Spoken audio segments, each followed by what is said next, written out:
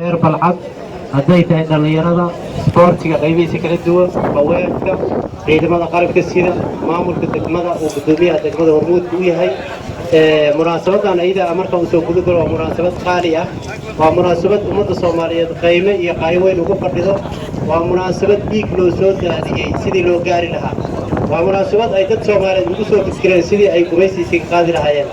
waa munaasabad aan dhulka la dhigi karin oo cid kasta oo magaca Soomaali sheeganaysa inay kor u qaado ay mudan tahay waxa aad iyo aad farxad u mudan dhalinyarada meesha joogta maanta xorriyadda la soo maray